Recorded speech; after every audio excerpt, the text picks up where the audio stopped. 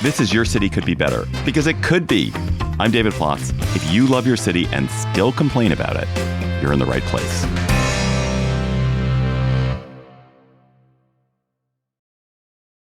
Zoning is one of the most boring and important facts about living in a city or living anywhere, really. Almost no one understands zoning, but it can be what decides whether you have a factory next door or an apartment building or a mansion. And I've been looking for a way to talk about it on Your City Could Be Better. And that is why I'm thrilled to have Eli Sabin as my guest today. As an alder in the city of New Haven, Connecticut, alder basically being some kind of archaic New England term for a city council member, Eli led a push over several years to change zoning rules in downtown New Haven, the district he represented. So Eli, welcome to Your City Could Be Better. Thank you. Thanks so much for having me, David. And before we get started, I should say that Eli and I have known each other a long time because I co-host the Slate Political Gabfest with his mom, Emily Bazelon. So I'm glad to have a second generation podcast with you, Eli. It's an honor. New Haven, Connecticut has been governed for a long time by specific zoning laws that made it very difficult or maybe even impossible to build tall buildings downtown, even for housing. And that is until recently when Eli, who was elected to the New Haven Board of Alders in 2019, took it upon himself to change that. So Eli's here to talk about this major win that he sees for affordability and access. So Eli, what is zoning? I'd sort of like to think about zoning as a blanket or a net that goes over the whole city. As a sort of visual, you could think of there being something that is covering the whole city and basically suppressing what can be built on any particular piece of land. So zoning restricts how tall buildings can be, how much of a lot they can cover, and also, very importantly, what kind of building could go on any particular piece of land. And that actually turns out to be one of the most important legal regimes in the country and policy issues that affects all of our daily lives, including where we live, how expensive our rent or our homes are, and so much else about our daily lives. It has evolved over the decades since to become much more about residential zoning and regulating the kind of homes that can be built in particular parts of any community. Is this a universal thing? Is it every place in America has zoning, and is it every place in the world has zoning, or is this distinctive to certain regions or distinctive to the United States? Basically, every place in America has zoning, in part because there was a effort by the federal government through a standardized zoning code that was pushed out in the early 1900s as well. But there are some places that don't have zoning. Famously, Houston does not technically have zoning, but they have a regime that is somewhat similar. And this is definitely something that exists, particularly in the Anglosphere and in other English-speaking countries around the world. But ultimately, basically every part of the world has some kind of laws controlling what can get built on particular pieces of land. Okay, and when it comes to the United States, or New Haven in particular, who controls zoning? Is that something that the feds control, the state controls, the county controls, the city controls?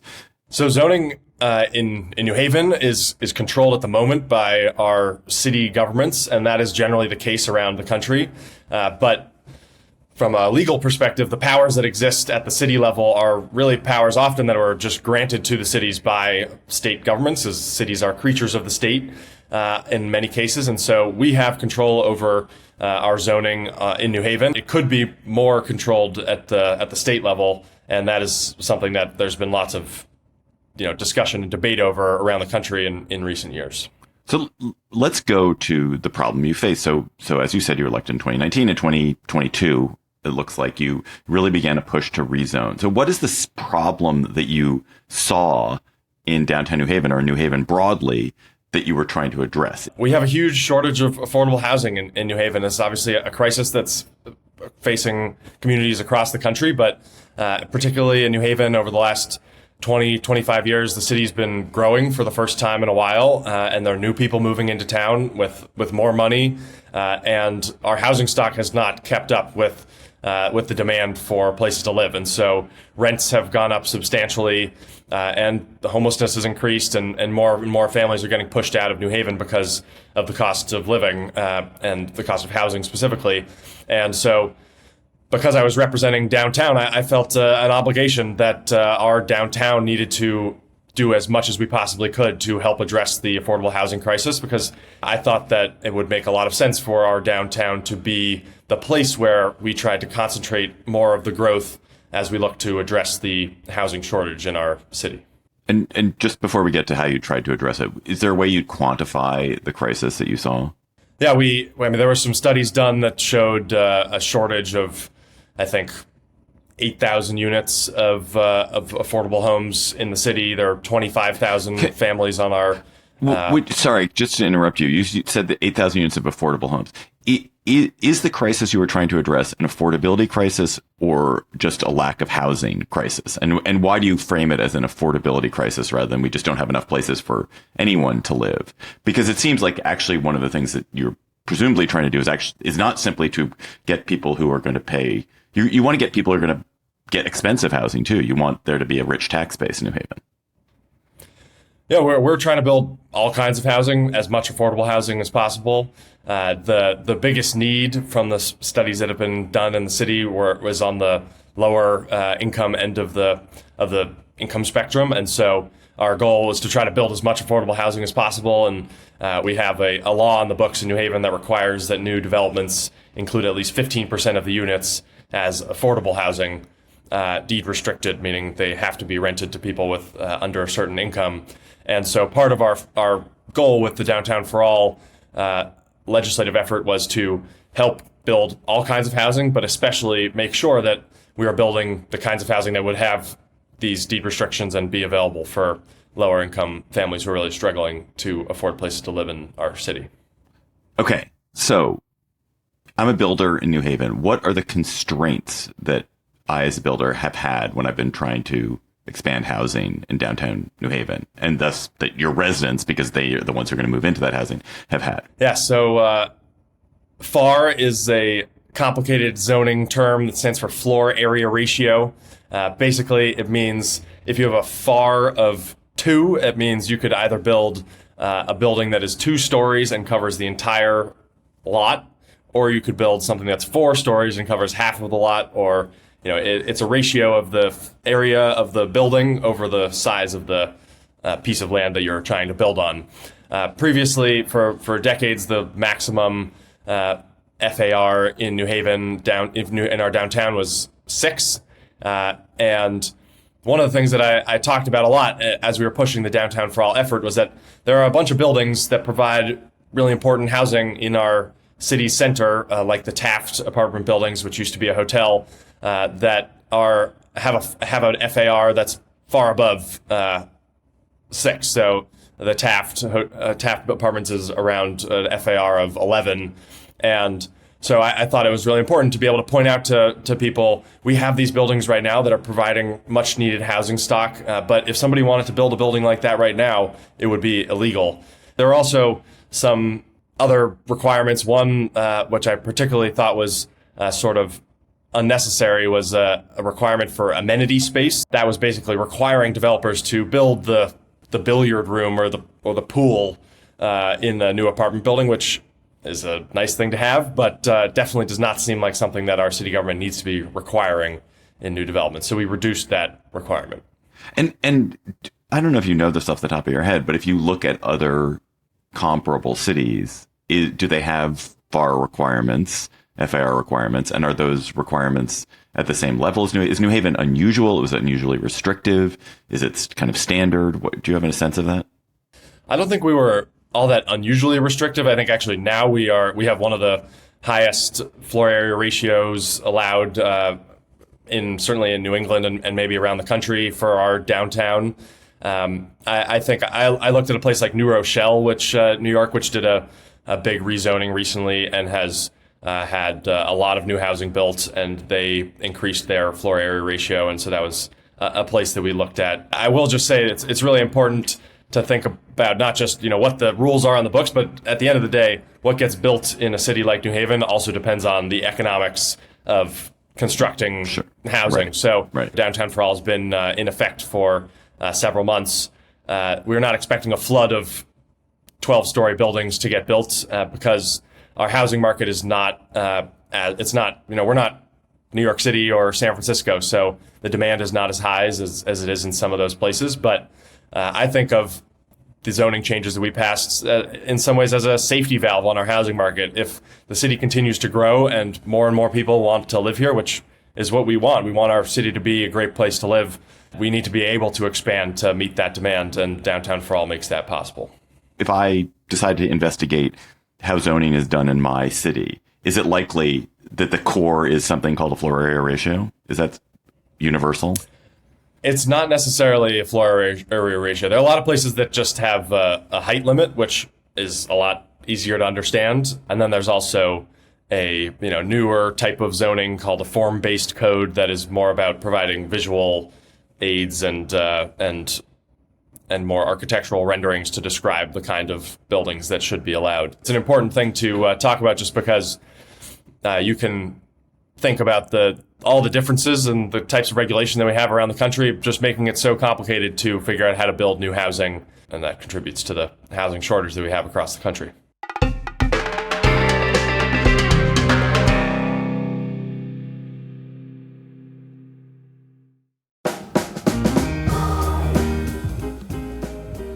Chances are there is a big financial move in your future. Buying or refinancing a car, tackling a home project. Canyon View Credit Union has lending options to help. Canyon View Credit Union offers financing for auto loans, home loans, personal loans, even home equity lines of credit, and very competitive rates. But most of all, you're going to work with local lending experts.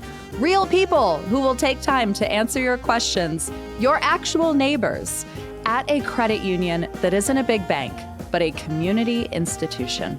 Canyon View Credit Union staff are known for outstanding customer service from application to closing.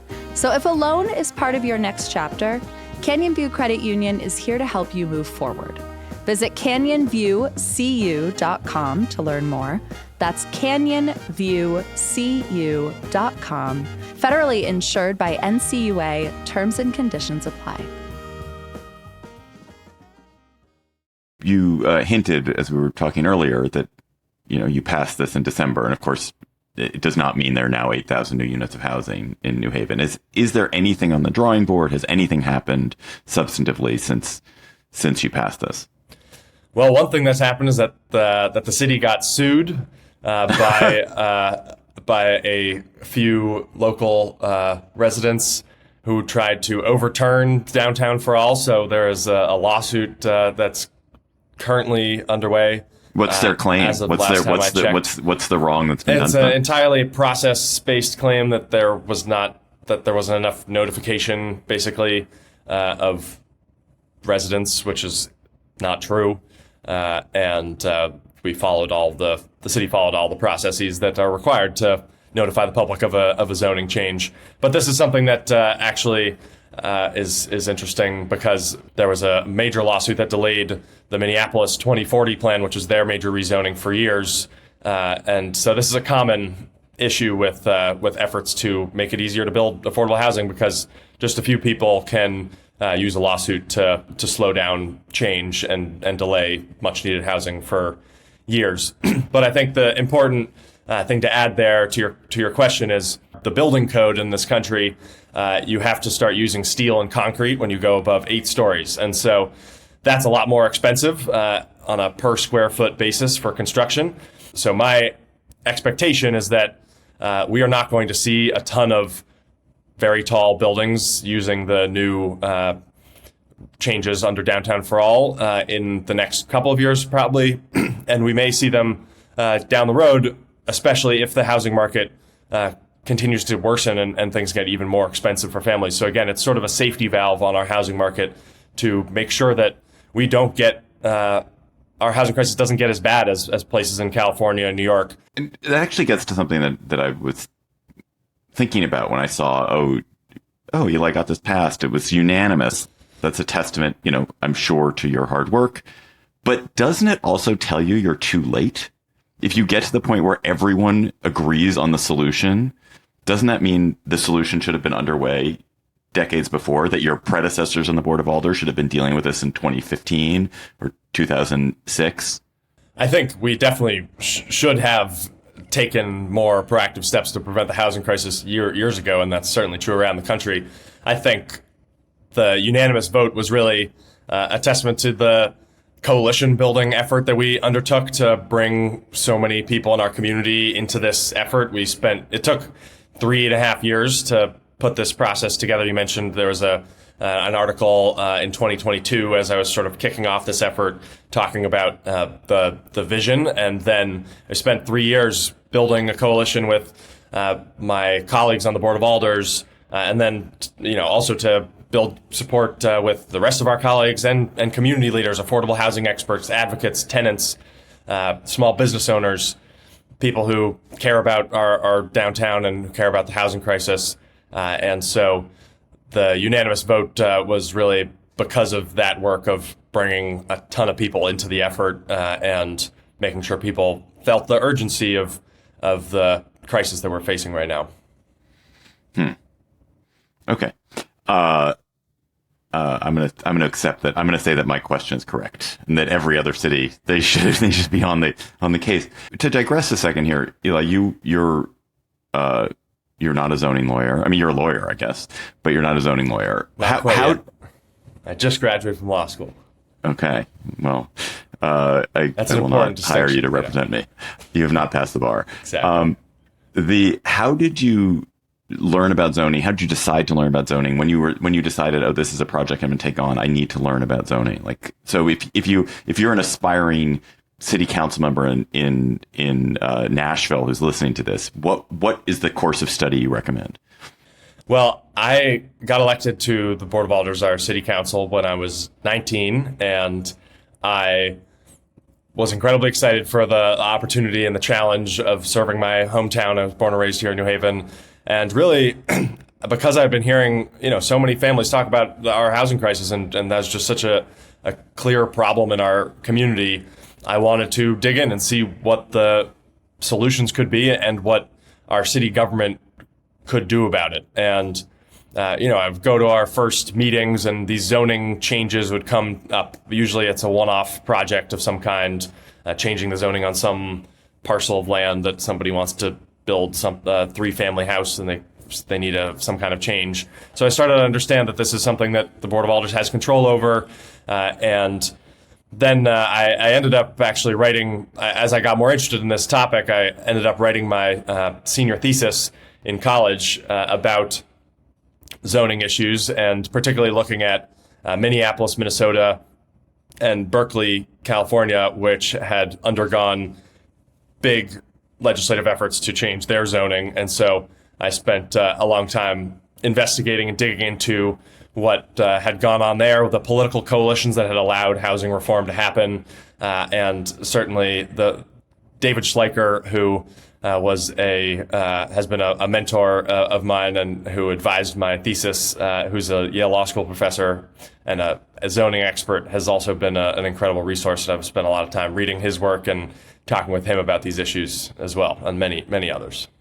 So you are running for the Connecticut State House, the House of Representatives, and you have a primary in just a couple of weeks on, I think, that's August 11th. I think that's what my note says. So how do you foresee continuing to work on these issues if you are in the State House? Like, what would you be able to do at the state level that you can't do at the alder level?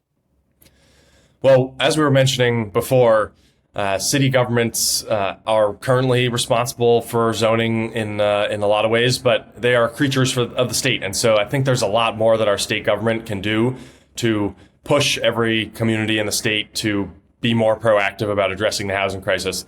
On the Board of Alders, I tried my best. We did everything we could to try to make sure that our downtown was building more housing and allowing for more development.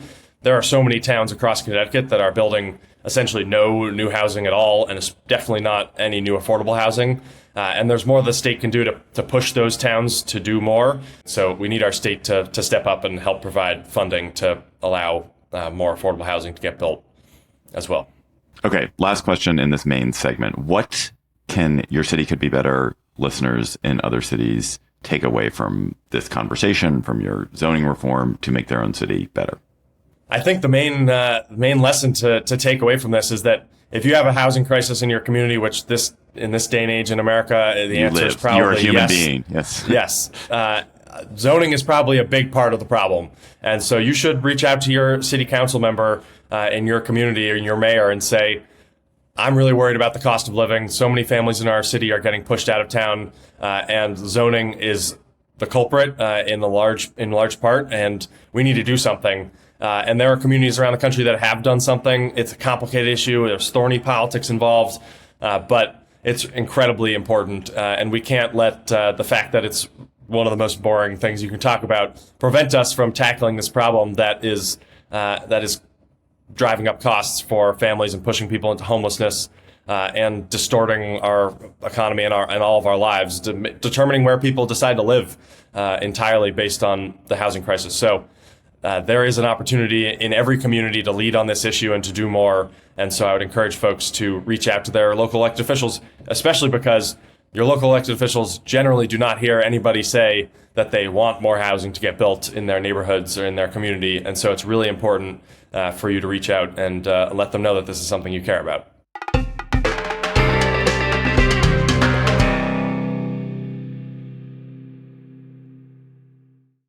So let's go to our word on the street segment. Eli Sabin, you live in New Haven. You're born and raised. As far as I can tell, you've never left it. You went to college and law school there. So you know it well. And for those of us outside of New Haven, it is famous largely because of Yale. And our pizza as well. And your pizza. That's true. I didn't like the hesitation that I No, I was trying to decide if Yale is at 10, at what level is Frank Pepe? Is I don't know, 6 famous compared to Yale? But good, but fair point. So I want to talk about Yale, what it's like to live in a college city. So it's obvious what the advantages of having Yale in New Haven are. You get economic activity, you get rich professors living there, you get students who stay on and work and start businesses, and you have a great hospital probably because you have a good medical school. I'm curious, what are the disadvantages, if any, of having such a huge and rich and powerful institution in your city? I think that Yale plays just such a big role in our community because of the wealth that exists at the university, and it's also a little different from some other college towns where that are in a bigger city where Penn is in the entire city of Philadelphia and has a little bit less of an impact, but Yale has just such a huge impact on our community because our city's not that big, 140,000 people. Yale owns a huge amount of property, and is the growth of Yale is definitely responsible. I mean, as you were saying, for new jobs being created in the community and economic activity, but it is also responsible for the cost of living and the cost of housing specifically going up in our city. Whenever Yale grows the size of its faculty or staff or brings new graduate students, those are people who are coming into our community with more resources often than the people who've been here for generations. And a lot of landlords in our community have been very happy to slap a coat of paint on a rental unit, and a place that in the Dwight neighborhood just outside of our downtown that has historically been a working class black neighborhood is now a lot of Yale grad students and Yale affiliated employees and staff. And so that gentrification really is definitely a consequence of the university's presence in the city. We need to make sure that if Yale continues to grow, our community is at the forefront of who benefits, and in terms of new jobs, and also making sure our community's more affordable, safer, and has more community support for all of our families. Eli Sabin, thanks for coming on Your City Could Be Better. Thank you so much for having me. It was wonderful to have the opportunity to talk in detail about Downtown for All and the work that is so important at the local level across the country to solve our housing crisis and make our community more affordable. So thank you so much. That's all for today's episode of Your City Could Be Better. I'm your host, David Plotz. Our producers are Aria Bracci and Priyanka Tilve. Our music is by Carl Christensen. If you are enjoying the show, tell your friends, rate the show, and leave us a review wherever you get podcasts. We'll be back next week with another conversation about how your city could be better. I will now go have some New Haven pizza, which is cold in my fridge. When I moved this week, I ordered a pizza for us to eat, and it was a New Haven pizza, so sitting cold in the fridge.